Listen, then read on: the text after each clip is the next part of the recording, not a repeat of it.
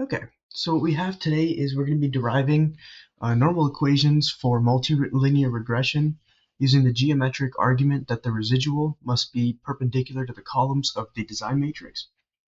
So let's just draw a quick chart here, and then we have a bunch of different data points, and then we're just going to draw a line of best fit.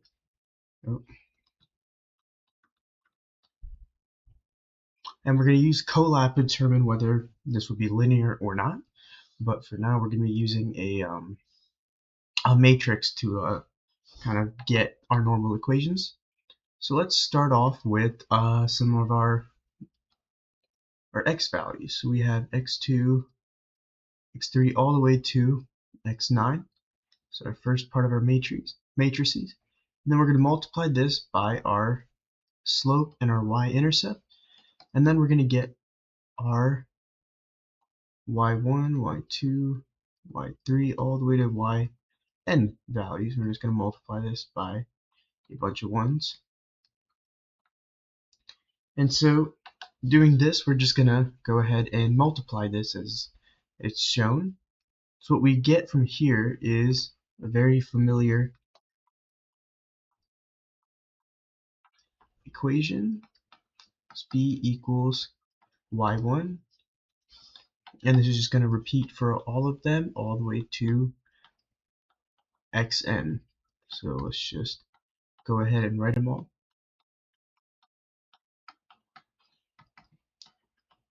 And it's going to go to xn.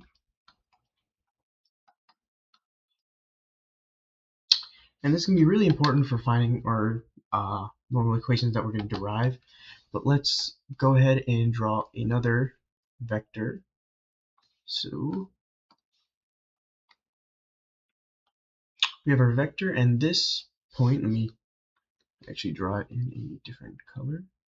This point right here is going to be 3, 1.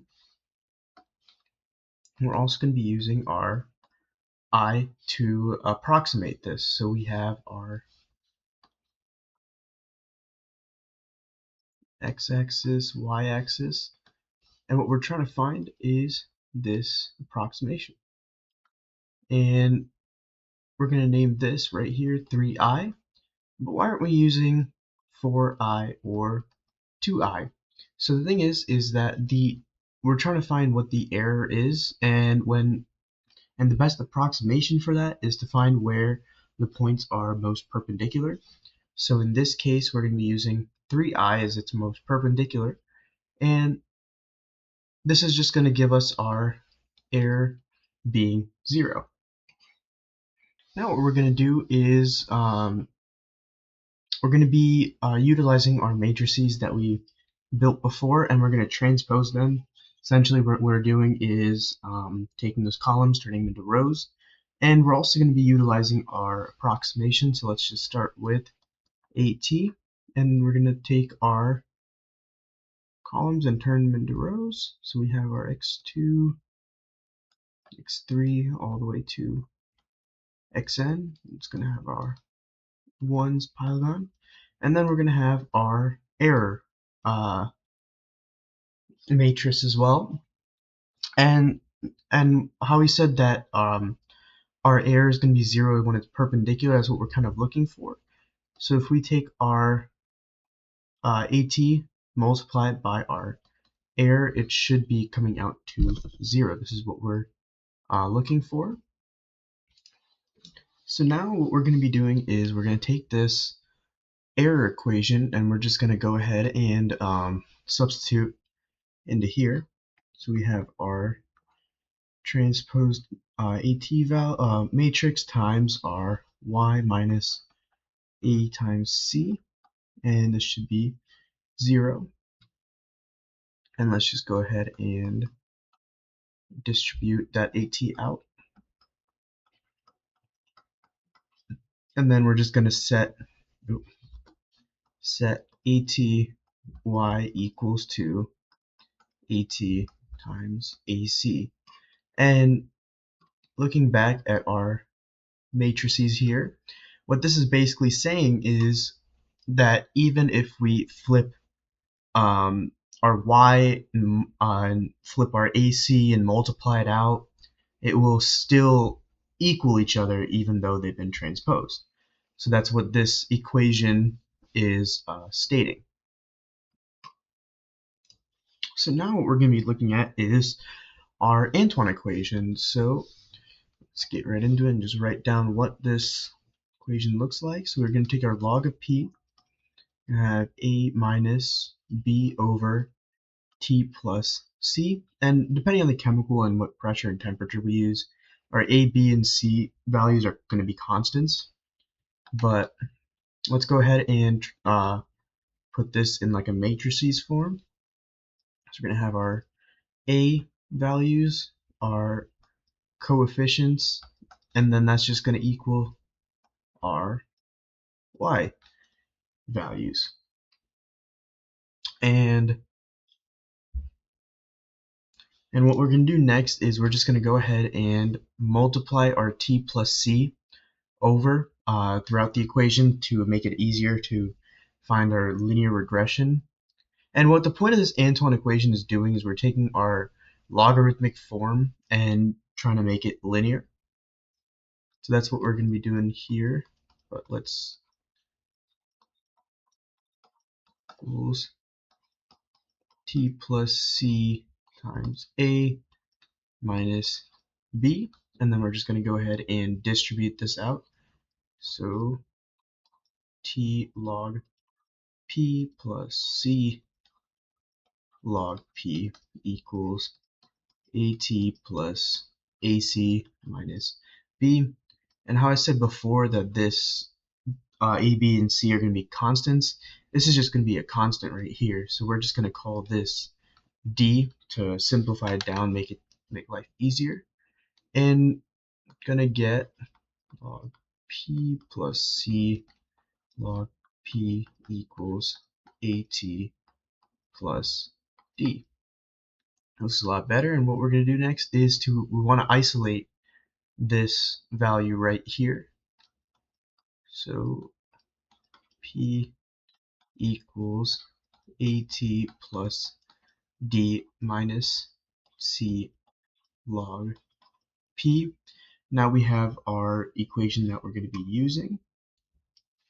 Next, we're just going to make this into a matrices form as we've done with our past equations. And if you recall from, no, this is not working. If you recall from our matrix that we made here, we're just going to kind of follow that structure. So we're going to start with our T1, T2, T3, and we're going to go all the way to our Tn. This is going to be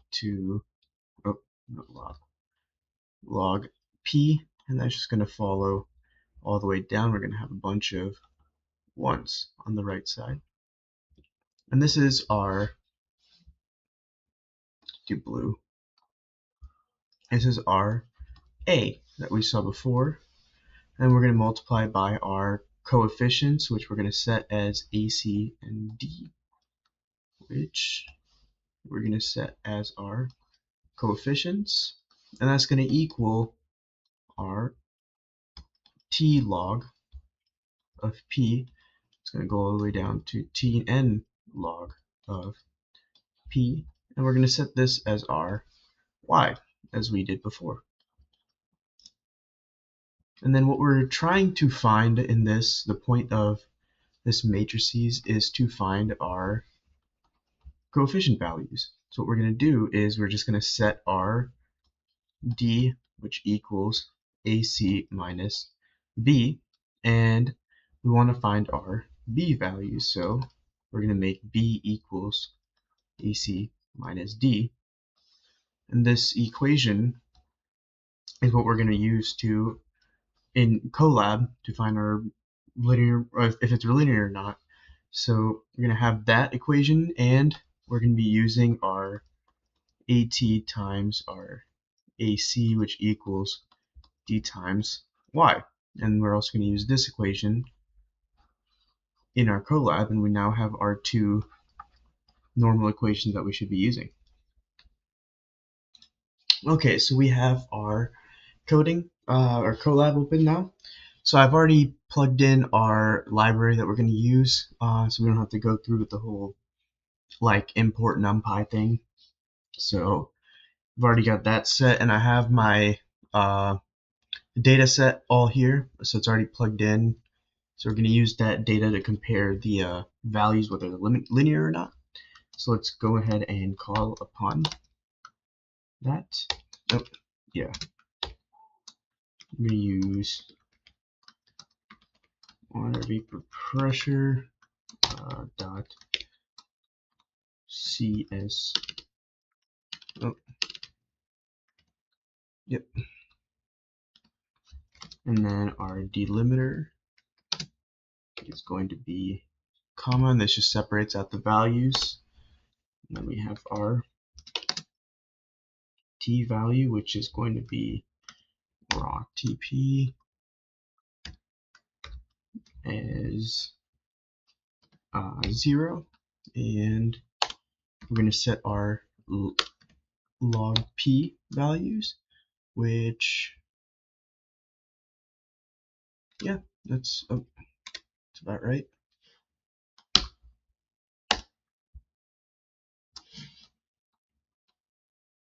Or no, it's supposed to be np dot log. Oh,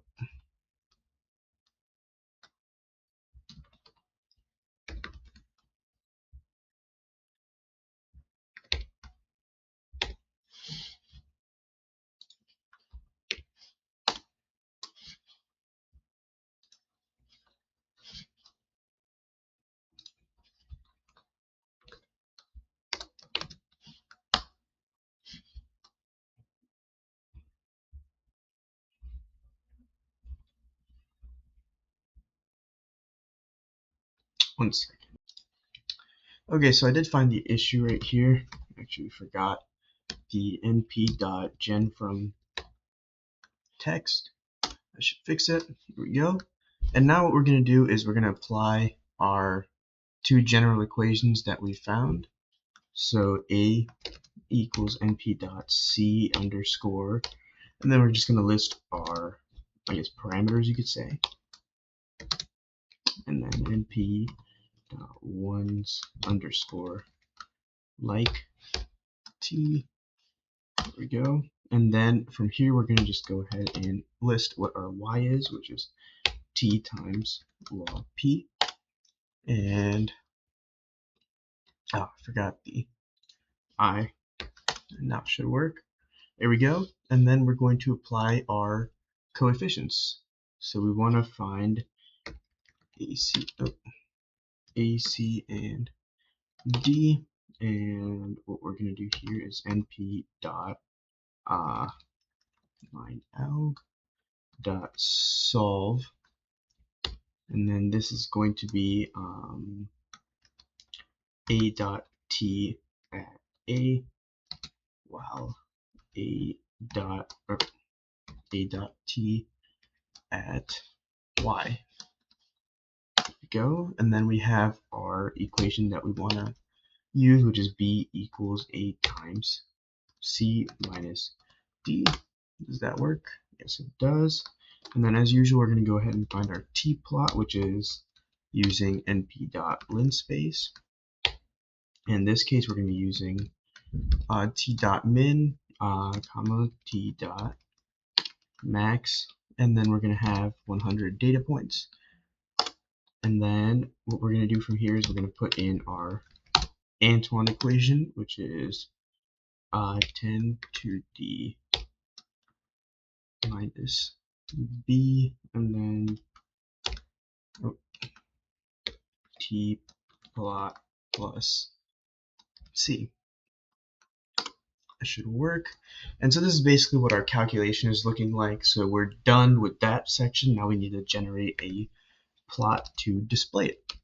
So make underscore subplots, and then fig dot add underscore scatter, we're going to have our x value set as t, our y set as 10 to the log p, and then our mode, we're going to use markers for this, and then fig dot add underscore scatter.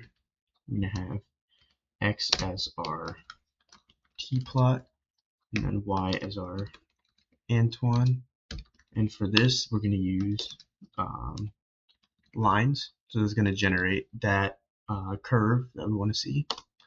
And then we're going to update our y-axes, and we're going to do type equals log. And this will make sure that our y-axis is log-based and not linear. And if we do,